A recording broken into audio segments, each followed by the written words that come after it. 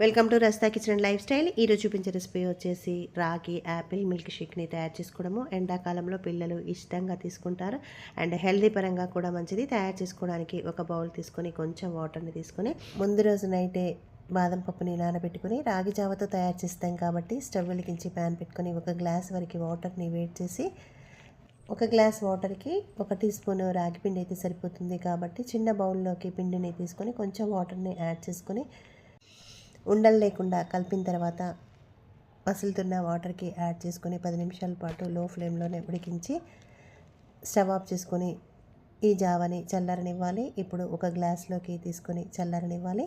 చల్లారేసరికి తీసుకున్న యాపిల్ని పీల్ తీసి ఈ విధంగా కావాల్సిన సైజులో కట్ చేసుకొని చక్కెరని బెల్లంని యాడ్ చేయం కాబట్టి ఇక్కడ ఖర్జూరాన్ని యాడ్ చేస్తున్నాను.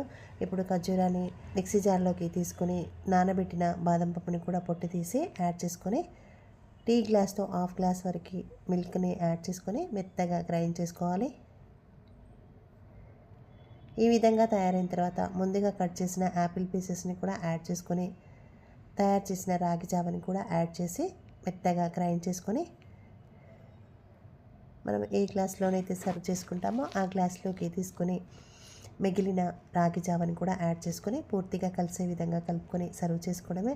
హెల్దీ పరంగా చాలా మంచిది అండ్ పిల్లలైతే ఇష్టంగా తీసుకుంటారు. ఇక్కడ బాదము, రాగి, యాపిల్ ఇవన్నీ కూడా మినరల్స్, విటమిన్స్ ఎక్కువగా ఉంటాయి కాబట్టి పిల్లలకి బ్రేక్ఫాస్ట్లోనైనా ఈవినింగ్ స్నాక్స్లోనైనా ఈ మిల్క్ షేక్ని కూడా యాడ్ చేసుకుంటే ఎంతో ఇష్టంగా తీసుకుంటారు. హెల్దీ పరంగా మంచిది. మీకు నచ్చితే ట్రై చేయండి, లైక్ చేయండి, షేర్ చేయండి, సబ్స్క్రైబ్ చేయండి. Thank you for watching. మీకు ఎలా వచ్చిందో కమెంట్ చేయండి.